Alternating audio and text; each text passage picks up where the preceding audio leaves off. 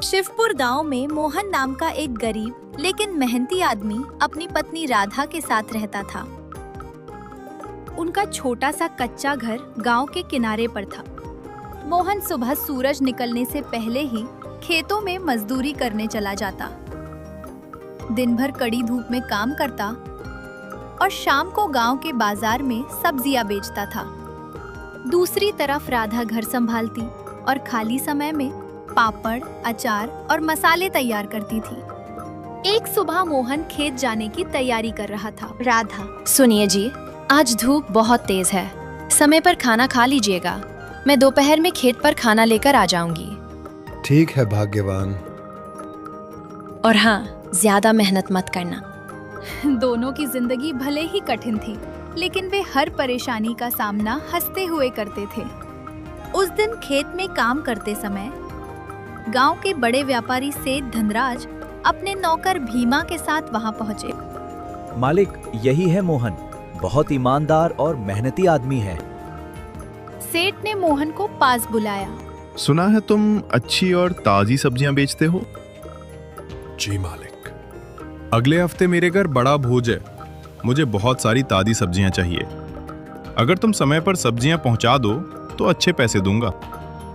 मोहन की आंखों में चमक आ गई। ये तो मेरे लिए बहुत बड़ा मौका है मालिक, मैं पूरी मेहनत करूंगा। उस दिन के बाद मोहन पहले से भी ज्यादा मेहनत करने लगा। वो सुबह खेतों में मजदूरी करता, फिर रात तक अपनी सब्जियों की देखभाल करता। राधा भी उसका पूरा साथ देती। दोनों ने थोड़ा थोड़ा पैसा जोड़कर अच्छी सब्जियां तैयार की।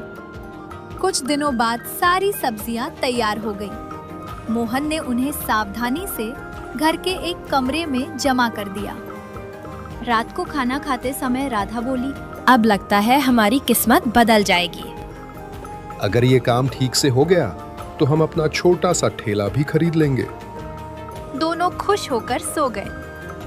लेकिन उसी रात गांव के कुछ चोर चुपके से उनके घर में घुस आए। सच बात ये थी कि भीमा को डर था कि अगर मोहन का काम बढ़ गया तो सेठ उसे ज्यादा महत्व देने लगेंगे, इसलिए उसने लालच में आकर चोरों से सब्जियां चोरी करवा दी। सुबह जब राधा कमरे में गई तो जोर से चिल्लाई, सुनिए जी, जल्दी आइए। मोहन दौड़कर अंदर गया। कमरा पूरी तरह खाली था। हे भगवान, सारी सब्जियां चोरी हो गईं। वह जमीन पर बैठ गया।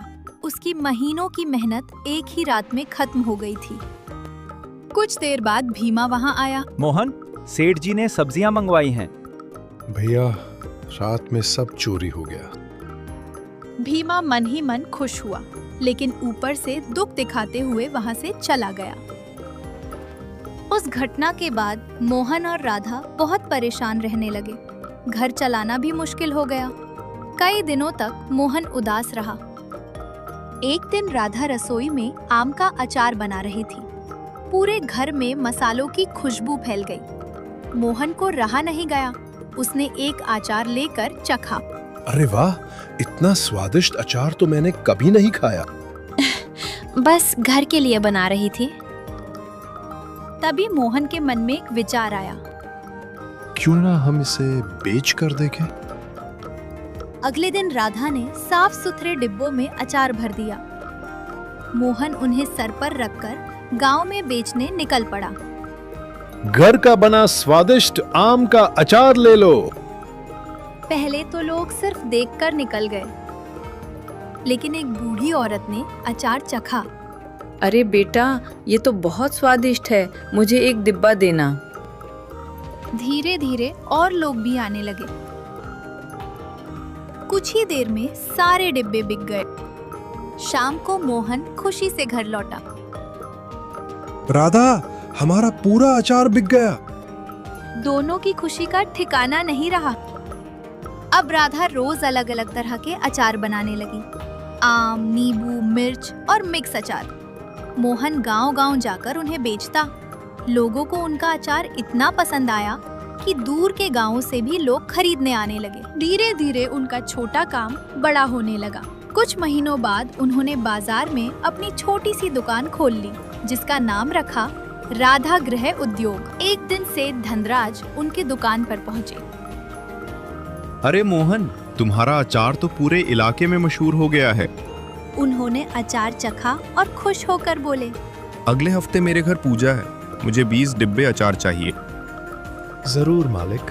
लेकिन मोहन को पुरानी चोरी याद आ गई। उसे शक था कि कहीं फिर कोई नुकसान न कर दे, इसलिए उसने सावधानी के लिए कुछ डिब्बों के ऊपर लाल मिर्च का पाउडर रख दिया। आधी रात को 2 चोर चुपके से दुकान में घुसे। जल्दी डिब्बे उठाओ। जैसे ही उन्होंने डिब्बे उठाए, ऊपर रखा लाल मिर्च पाउडर उनके चेहरे पर गिर गया। पानी बचाओ! उनकी आवाज सुनकर मोहन और आसपास के लोग जाग गए। सब ने मिलकर चोरों को पकड़ लिया। हमें माफ कर दो, हमें भीमा ने भेजा था। अगले दिन मोहन सीधे सेठ धनराज के पास पहुंचा और सारी बात बता दी। क्या ये सच है? भीमा रोने लगा। मालिक, मुझे डर था कि कहीं मोहन की वजह से मेरी नौकरी ना चली जाए। लालच और डर में मैंने गलत काम कर दिया। याद रखो, मेहनती इंसान से डरने के बजाय उससे सीखना चाहिए। चोरी और धोखा कभी किसी का भला नहीं करते। उन्होंने पुलिस बुला ली और भीमा को अपने किए की सजा मिली। इसके बाद मोहन और राधा ने और मेहनत से अपना काम बढ़ाया। कुछ ही सालों में उनका अचार शहर तक मशहूर हो गया। अब लोग उन्हें सम्मान की नजर से देखने लगे। एक शाम दुकान बंद करते समय राधा मुस्कुराकर बोली, देखा जी, भगवान मेहनत का फल जरूर देता है। हाँ, देर हो सकती है, लेकिन मेहनत और ईमानदारी कभी बेकार नहीं जाती। इस कहानी से हमें ये सीख मिलती है कि मेहनत, धैर्य और ईमानदारी इंसान को हर मुश्किल से बाहर निकाल सकते हैं।